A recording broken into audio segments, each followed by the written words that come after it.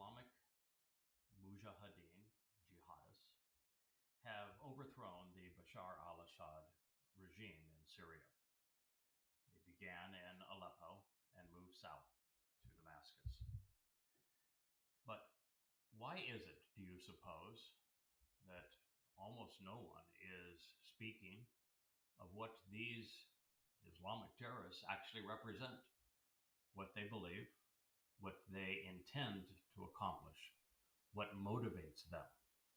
Why do you suppose that virtually every mainstream media outlet in the world is projecting their own viewpoints on these Islamic mujahideen, saying that, oh, they toppled a terrible dictator, and so they must be good guys. They released political prisoners, so they must be admirable. They say that they will protect women rather than degrade them, and that they will not harass ethnic or religious minorities. Why would they say such a thing? Why would they infer that these Islamic mujahideen have any interest in establishing a Western-style democracy in Syria, allowing the people to choose their own fate, avoiding the arcanic nature of Sharia law? Why are the talking heads of virtually every mainstream media outlet in the world speaking this way? Is it ignorance, or do they have an agenda? I know a great deal about this subject because, unlike any of those who speak through the mainstream media, I actually predicted what was going to occur. Not just a few days in advance of it occurring, but initially 10 years, then 5 years ago, then again a year ago, putting it all in writing with copyright dates to prove that I have made these predictions. And then again, just a matter of 2 or 3 weeks before the overthrow of the Syrian government, I doubled down. I explained exactly what would occur, when it would occur, and why. More importantly, I conveyed the consequence of this overturning of the Assad regime and where it would lead. Now, one doesn't have to be a prophet to know the future. We can look at the past and know precisely what is going to come. For example, what happened when America went after the Russian-backed government in Afghanistan, thinking that we could give the Russians a taste of what they gave us in Vietnam if we armed the Taliban, rented them, if you will, from the Pakistani government, and let them shoot down Russian aircraft and torch Russian tanks with our weapons. What did we get? Look at Afghanistan now, under the complete control of the Taliban and the complete deprivation of women's rights. A totally dictatorial government. We had thought, I speak of we as loosely suggesting that I'm speaking for America, but I have no allegiance to the United States. But America leaders decided that since Saddam Hussein was a bad man, that the world would be better if we deposed him. So the United States invaded Iraq. And at the time, I was the only person who said, if you do this, the outcome will be egregious. You will most certainly make a bad situation worse, and there is no chance whatsoever that any good will come out of this. And just as was the case of Afghanistan, where I also spoke against intervention, saying that lashing out at a symptom of Islam was not going to solve the problem. Going after one man and one organization does nothing to dull the aspirations of a religion of now 2 billion people. But no one took the time or was even afraid to analyze the true nature of Islam, the death cult that has emerged from the sands of the Arabian desert, to be able to predict the future, to know how this religion would behave. Look what happened when we deposed Saddam Hussein. What we got was Iraq being given as a gift to the Ayatollahs in Iran. And it was predictable. I did more than 5,000 talk radio shows as a guest on syndicated programs worldwide to say this is exactly what was going to happen. And it did. Then look what happened when the United States decided that because Muammar Gaddafi was a bad man, that overthrowing him would be a good idea. You want to know what's going to happen to Syria? Look at Libya. Total and complete chaos with rival Islamic terrorist groups vying control from one another. We have made one tragic mistake after another. Look what happened in the Sudan. Look what happened in Somalia. You want to know what's going to happen in Syria? Those are the best ways to predict those occurrences. But we actually don't have to predict them because we were told what was going to happen. Yes, I just took credit for predicting that Islamic jihadists were going to overthrow the Assad regime and that it was going to happen soon. And yes, I did it over and over again, both in printed books and on audio programs such as these. But I didn't have to be a prophet. I didn't even have to read the news to know what was going to occur. Because 2,700 years ago, Yahweh, which is the one and only name of God, inspired one of his prophets. His name is Yashayah. It means Yahweh saves and Yahweh delivers. Known today as Isaiah, to convey specifically what I shared. What he said through Isaiah was that the government of Assyria would fall. And that when the government of Assyria falls, Damascus, the longest continuously inhabited city in the world, would crumble.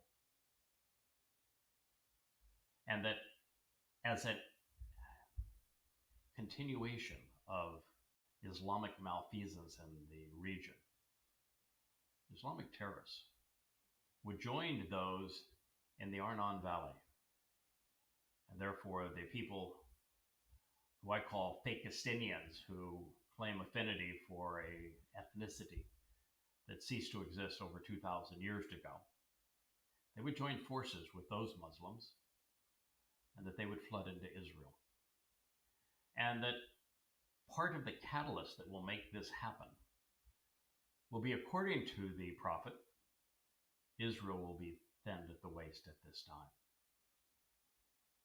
To thin Israel at the waist means the imposition of the two-state solution, which is a horrible misnomer, because there is no solution in dividing Israel.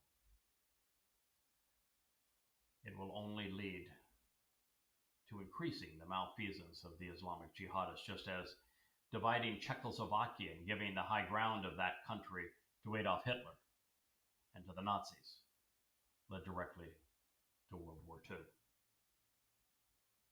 The imposition of an Islamic terrorist state carved out of the heart of Israel will do exactly the same thing. The prophet predicted all of these things. He has been right about everything. He will continue to be right about everything. And he had a lot more to say as to what would happen in the immediate aftermath of the things I have just shared. And on subsequent programs, I will tell you what's going to occur so that you not only recognize that I'm able to share with you what has not yet occurred, but also explain what has occurred.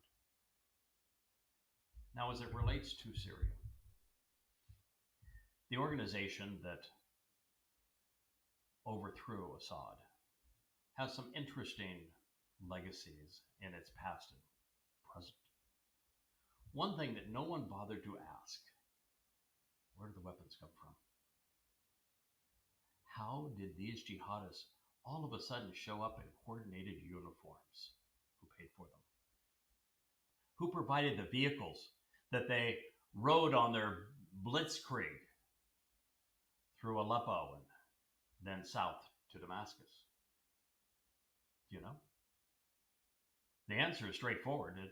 We've seen admissions of such. Erdogan. They were funded and they were orchestrated out of Ankara in Turkey.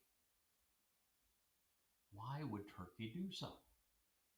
Now, the reason is that the biggest racial issue in the world today is not this myth that there is a fake people called a Palestinian people, because they don't even exist.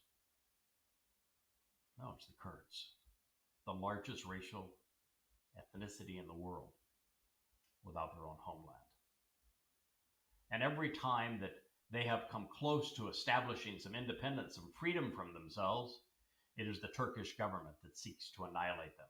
There is this myth that genocide is being perpetrated against Gaza and against the Fakistinians, when less than 1% have died, and when they started the battle, when they initiated the war, acting more cruelly than people in any time in human history, torturing little children, gang raping women, mutilating them, abducting them, committing acts of mass murder. And these terrorists are now the ones that are screaming genocide, when less than 1% have died as a result of the fact that the very terrorists that they gave birth to and inspired came back to hide beneath their skirts, causing this effect.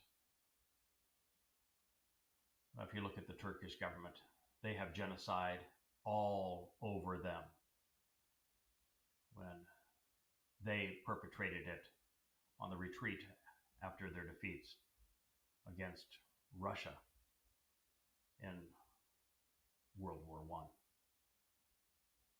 killing 1 million people. And if you want to understand the mindset of Muslims, if you look back now 75 years ago, at the conclusion of World War II and the establishment of the Israeli state, and the Muslim countries surrounding it, the Jewish population has been decimated. They have endured genocidal wrath, where their populations have decreased by 99.5%. In that same time, the country that is falsely accused of committing genocide, that has more sanctions against it than all nations combined by 2 times over at the United Nations, has created the climate where the Muslim population within Israel has quadrupled. A 4-time increase versus a 99.5% decrease. And the world is so stupid, they'll parrot this absurd notion that Israel is genocidal, when it's Islam that is the death cult. So if you want to know what's going to happen next in Syria, then you should listen to what the prophets have to say. I am unique in this regard, in that I have produced 35 books translating the Dead Sea Scrolls. All free at yadaya.com. Not trying to sell you anything. You can go to yadaya.com and read all of them in their entirety free. We ask nothing from you. There's not even a donate button on our site. And you can go to Amazon or our own bookstore and you can buy these books without royalty in printed form. It's important that you know the truth. The world is devolving quickly. And I can share with you exactly what's going to happen, when it's going to occur, and what you can do to survive. Now, as it relates to Syria, the jihadists that overthrew the Assad regime will lead to exactly the same fate as what we witnessed when the United States deposed Saddam Hussein, when we killed Muammar Gaddafi. That is the fate. Islamic terrorists will grow in their intensity. They will accumulate more weapons. And the first thing that we saw is when the Turkish-backed militias were successful, they turned on the Kurds and started murdering them. No one wanted to report the truth because that wasn't the story the media wanted to tell. And they're never going to be around to say, I'm sorry, we misled you. These were Islamic terrorists. Why? Because progressives have become the biggest promoters, the big banner wavers for Islam and Islamic terror, leading marches around the world and writing stories protecting the mass murderers. And so they don't want you to know the truth. But I do. I have written 5 volumes, 825 pages apiece. Let me show you what an 825-page book looks like. This is volume 1. There are 4 more volumes, 825 pages apiece, 4,200 pages collectively, presenting Islam as it was spoken and lived by Muhammad. I take every surah in the Quran and translate it for you. Then I place it in chronological order and set it into the context of Muhammad's life, using the 2 oldest chronological presentations of Muhammad, one by Ibn Ishaq, which is called the Sirah, and the other by Al-Tabari, called the Tarikh, or History. And by doing so, by reordering the Quran chronologically, because it is a jumbled mess in its current configuration, and putting it into the context of Muhammad's life through the Hadith, which are the oldest Islamic scriptural sources, one is able for the first time to understand specifically why Muhammad conceived Islam, who his God actually is, and what the first Muslims did. And when you do these things, one of the very first things that you recognize is that Muhammad was a ruthless terrorist. He was a pedophile. He was a rapist. He was a mass murderer. Such people do not make good spokesmen for gods, although they serve devils with aplomb. One of the things that you learn is that the beginning of the Islamic era was when Muhammad, having been driven out of what was Petra, they claim it now to be Mecca, but that's where Islam was actually formed, in shame, with essentially a handful of followers, found a group of pagans in Yathrib, today's Medina, to agree to fight and kill for him for a share of the booty. And he told these men, some 20 of them, if they would pledge to wage war against all humankind on his behalf, that he would reward them with a share of the booty they stole, and then if they died, they would have the booty of bodacious babes in the Islamic paradise. Sure, it was immoral. It was disgusting. But they believed him. And as a result of believing him, Islam was born. And in their first official act, they stole the homes of 1/3 of the Jews in Yathrib, exiled them. With the wealth that they stole from the Jews and Yathrib, that the Jews had earned and the Muslims coveted and stole, they had enough weapons to force the second third of Jews out of town at sword point. And then with the third, a final group of Jews in Yathrib. They killed all the men, cut off their heads in front of Muhammad. They raped the women, and they enslaved the children. Then, if that were not bad enough, the Jews that were run out of their own homes, their homes stolen by the first Muslims, went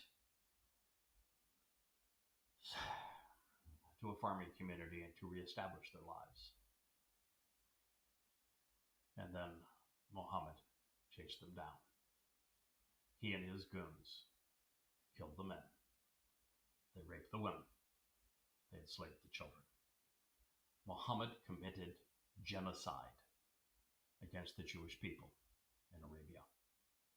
Everything he did in Arabia that is documented in the Islamic scriptural text is what happened on 10/7 of last year in Israel.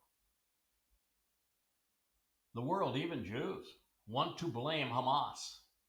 Then they want to blame Hezbollah. Then they want to blame the Shiite regime in Iran. They're not the problem. Islam is.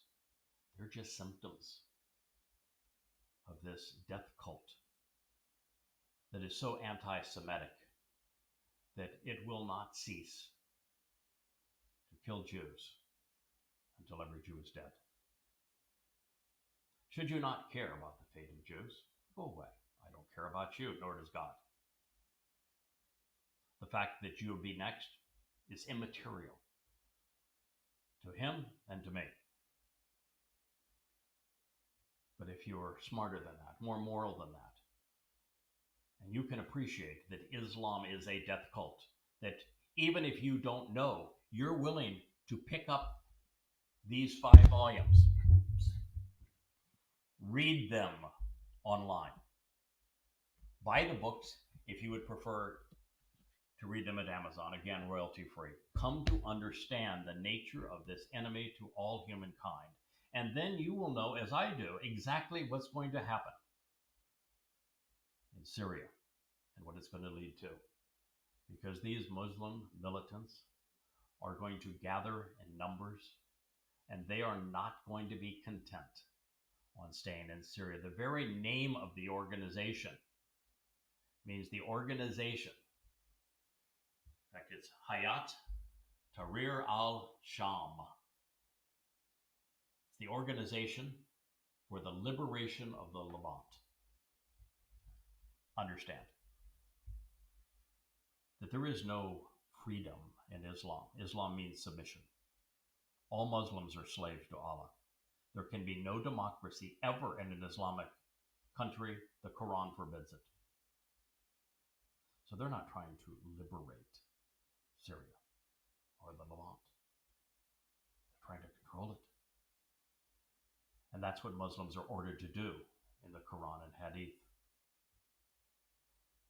When Muslims shout from the river to the sea, Palestine will be free, or free Palestine, 2 things should be obvious to you. One is there is no such thing as Palestine. It is a complete myth. There has never been a Palestine. There will never be a Palestinian people. But also there is no freedom in Islam. All you need to do is look at Afghanistan if you want to see Islam in action. What does the Levant mean? Al-Sham. Well, it means everything from Iraq, to Syria, to Jordan, to Lebanon, and to Israel. They will not be content until they control it all, and therefore destroy it all. That is their intent. It is in their name. That is what you should expect. At the close of this program, I want to share some things that you may not know. Well, I have done 5,000 talk radio programs as a guest on syndicated talk radio shows. And I have done 5,000 more as a host of my own show, Shattering Myths. and have done 5,000 more on top of that with an audio blog under Yada Yada Radio. This is just the beginning of visual video programming. But in all of that time, I've had a consistent message. And one of the things that makes my message unique is that all of human recorded history, no one has done what I have done. Now, if we recognize that the Torah is now 3,400 years old, that Christianity is 2,000 years old, Judaism was conceived to thwart the effects of Christianity, so it is of the same age, and that Islam is 1,400 years old. In all of that time, no one, other than myself, has composed numerous volumes to prove emphatically, without any doubt, overwhelmingly, that not only is Islam false, deadly, but has also taken the time to write 5 volumes, proving the same thing is true with Christianity. I've also written 3 volumes disproving the religion of Judaism. No one has ever done those things. And on top of that, collectively on that bookshelf at yadayada.com, there are 35 volumes, some 20,000 pages of analysis of my translations of the Dead Sea Scrolls, proving that Yahweh exists, that is God's name, and that he has a specific agenda, a series of things he is offering us, and those that he is asking in return. And so I speak to you today as his voice, as one encouraging you to go to yadayah.com. Start with the first book on the shelf. It's an introduction to God. It will tell you specifically who Yahweh is, who you should be if you're interested in knowing him, and who am I as the person bringing you together. Again, every word is free online in their entirety. There's no donate button, not looking for anything from you. Strictly want you to know the truth. I want you to know that no matter what your religion or politics are, that your religious and political leaders have misled you, and deliberately, and that they have sought to control you, and the God that I represent and speak for wants to liberate you, and he wants you to come home. So I thank you for listening. This is our first of what will be many hundreds of video broadcasts, all designed to help you understand the world as it is, where it is going, to help you understand who God is, what he is offering, what he is expecting in return. I thank you for listening. My name is Craig Wynn.